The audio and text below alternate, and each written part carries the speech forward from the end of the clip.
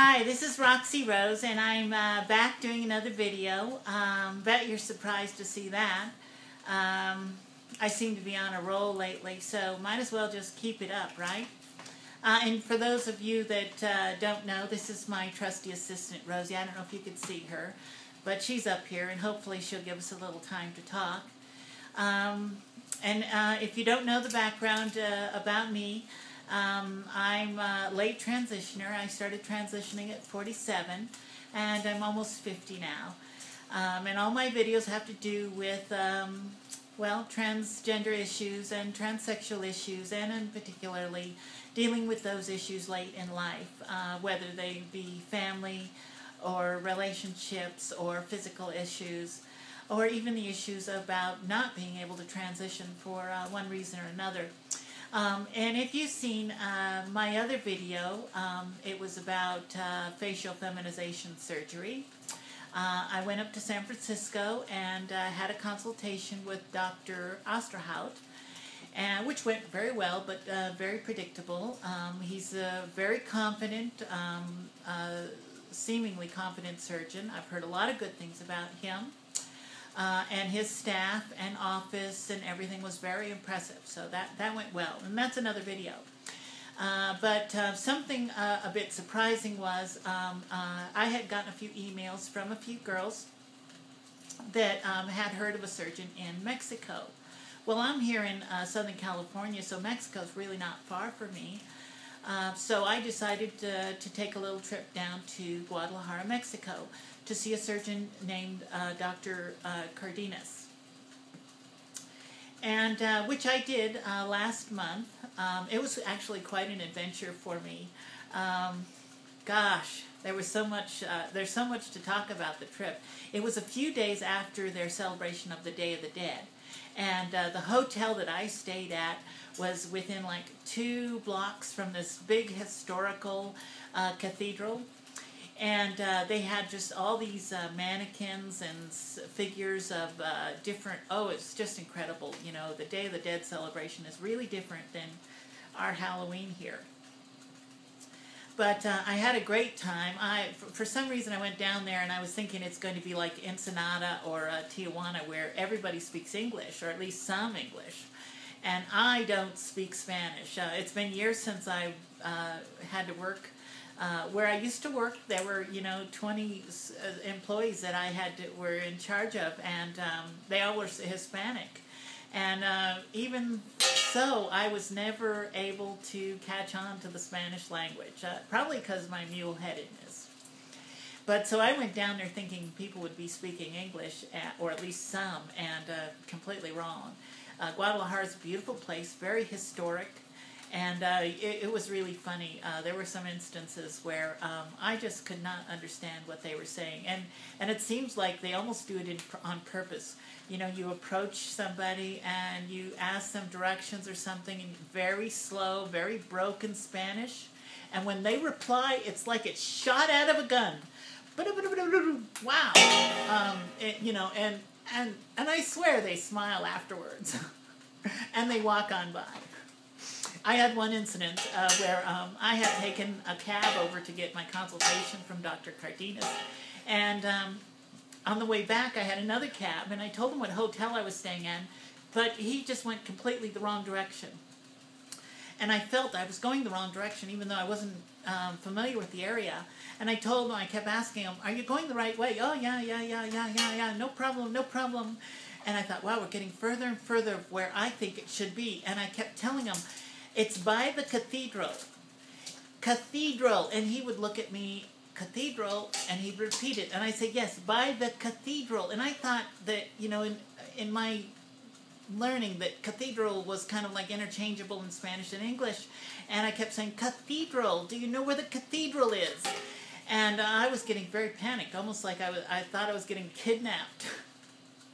And finally I realized I had a picture of the cathedral on my iPhone that I had taken the previous day. And I showed him the picture of the cathedral, and he said, "Oh, cathedral, or whatever it is." And I thought, God, wasn't that close enough? But I swear, it just was impossible. And then finally got me to the right hotel. But anyways, only one mishap during the trip, and I'm not a world traveler at all. This was really a big venture for me. I was traveling alone, internationally for the first time, really. So it was quite an adventure. I had previously just got a new passport. Unfortunately, I haven't had gender reassignment surgery, so I got the big M on my passport, which my license says F, but my passport says M, so what? You know, come on, guys, get together. Anyways, I always get sick down in Mexico. I always do, and I just kind of prepare for it. But this time I was there for a few days, and I was having such a great time in Guadalajara because the people there are so nice, and it's such a historical, beautiful city. I was doing so much sightseeing. The last day I was to leave, I just took a walk around Guadalajara, and I was so confident and feeling so sure of myself. I started popping into little carnicerias and taquerias and panderias and all those rias, and eating the local fare and having such a great time. And I had to get back to the hotel, which I arrived back to my hotel in the evening, and I had to leave the hotel at 3 o'clock in the morning in order to catch my flight at 6, because the airport was about an hour away. And wouldn't you know it, as soon as I lied down in bed, I got sick. And I was just throwing up, and at 3 o'clock rolled around, and I just could barely get my clothes on and get the taxi over to the airport. Oh my goodness, was I sick. Luckily by then, though, I had nothing left in my stomach, so luckily there was no incidents on the plane ride home, but I was sick for days afterwards. So, you know, go figure, us gringos, you know, can't hold our own bacteria. Anyways, getting back to Dr. Cardenas. I took a taxi over to the clinic in which he operates, and the operating facility in the clinic and the first day or two of the recovery takes place right there in the clinic. And then for an extended stay recovery, there's a recovery house. But pulling up to the clinic, I'm going to be honest with you, I was a little, I had to, kind of take a step back, and I was a little apprehensive, and I thought, oh my goodness, what have I gotten myself into? The outward appearance of the clinic and the neighborhood that it's in is not going to impress you.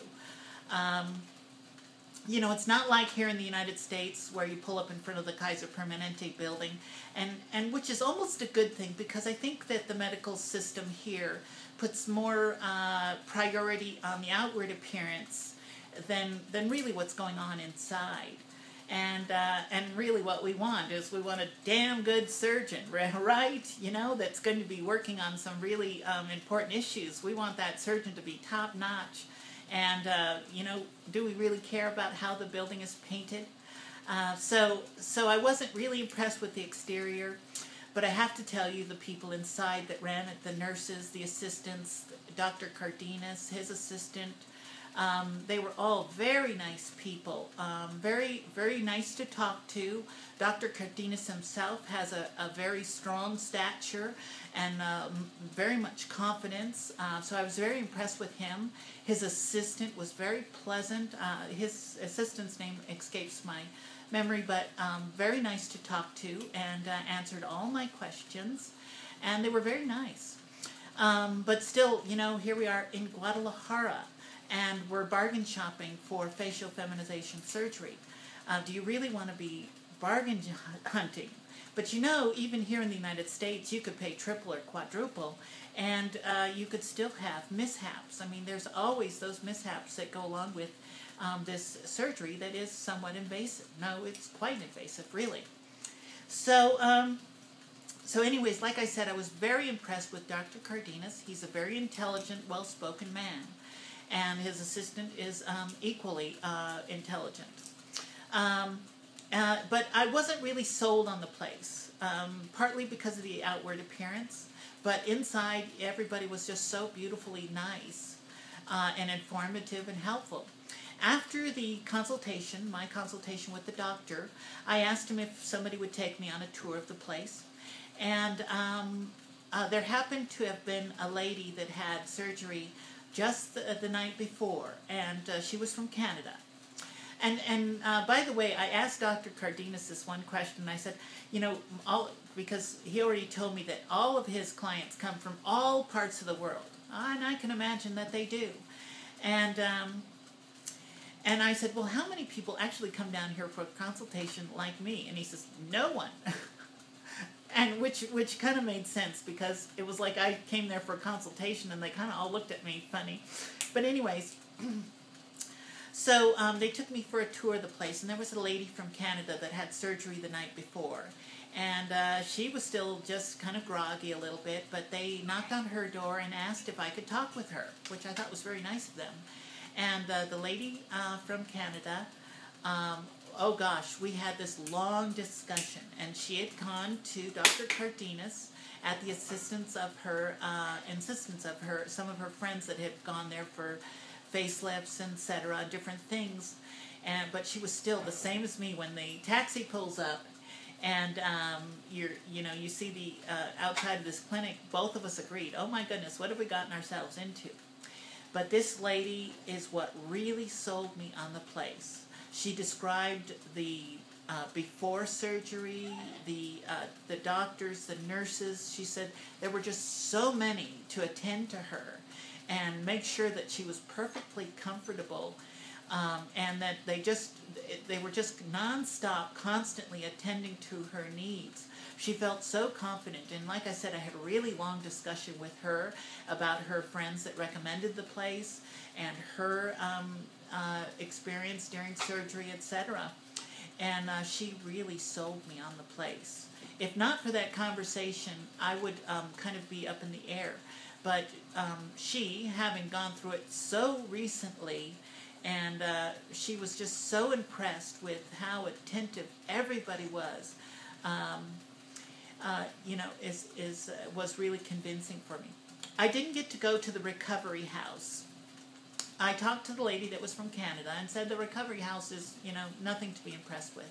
It's basically somebody's house who is a nurse and watches over you, and it's located off the premises, which to me is okay. I mean, we're not there for vacation. Although, if you do go on vacation down there or plan to get a consultation down there, email me and I'll give you the hotel that I stayed at, which is a beautiful hotel, just beautiful. And it's so close to so many historical places. Anyways, so facial surgery down in Mexico is definitely an option.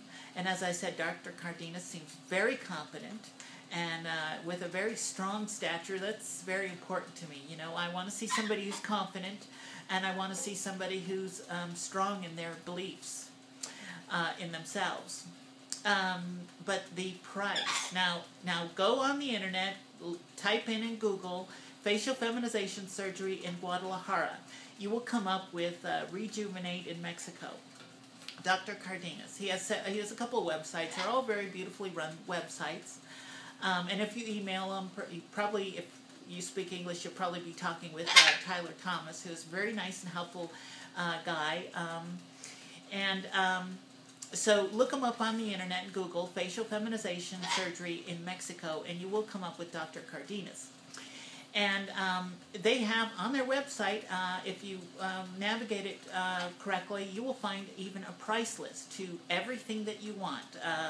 Brow, hairline advancement, jaw reconstruction, genioplasty, rhinoplasty, lip lift, brow lift, cheek implants, and they list the prices, which is pretty amazing. And when I sat there with Dr. Cardenas, he said, well, all the prices are listed. There may be one or two things that you want to include, and they have package deals too. It's almost like a vacation plan.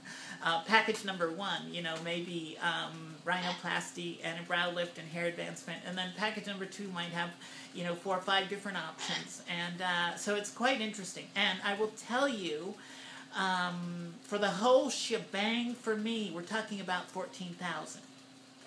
I went to Osterhout, not to compare person to person, but we're talking $40,000, with the facelift and cheek implants afterwards, and over $40,000. And for some of the other surgeries here in the United States, we're talking $30,000. So we're talking half the price down in Mexico, which for some of us that want facial surgery, that's doable for some of us. And 30,000 just isn't. So it definitely is an interesting option. Now I know there's options in Thailand. I had planned to go to Thailand and get a few consultations. I can't honestly say that I'm going to get that far. The reason why I went down and got a consultation in Mexico and in San Francisco, because that's just who I am. I do my homework and I try to do it very well. And the other reason for that is I want to try to help you, the transitioner, so that you don't have to go down to Mexico if you don't want to. Though don't trust everything I say, please. This is a very personal decision, and it's one that you have to make on your own. But for those that it's just not going to be feasible to go down there and get a consultation, well, hopefully I've given you a little bit of information as to what you would expect if you did go down there. I hope this has been helpful. I know this video just ran on too long because I just get carried away sometimes. But anyways, this has been Roxy Rose talking about facial feminization surgery. I'm sure I missed a lot of issues. So please email me at myroxyrose @gmail.com. That's myroxyrose@gmail.com. And ask me questions, and I'll be glad to answer them. If you have trouble finding the website, email me, and I'll give you a link. But otherwise, remember to love yourself. If you can't transition, if you're not able to get gender reassignment surgery, if you're not able to get facial surgery or you don't care to, or if you're in a situation where you're not even able to go out presenting in the way that you want to and feel like the person that you want to, please remember there are people that do love you, care about you, understand fully about the situation that you're in. And there are people to talk to. You can talk to me. Can't promise to be very helpful, but there are counselors out there that are very effective, and you just have to find the right one. And there are counselors that are very familiar with transgender issues. And like I said, you just have to find the right one. So I wish you lots of luck. Lots of love from Roxy Rose goes out to each and every one of you, especially now, this time of the year before the holidays. Remember to love yourself and love everyone around you, just like Roxy Rose does. So I will see you again soon on another video. Hopefully I will. So have a great Christmas. Have a great New Year's, because this is a wonderful life we're living, isn't it? Bye-bye.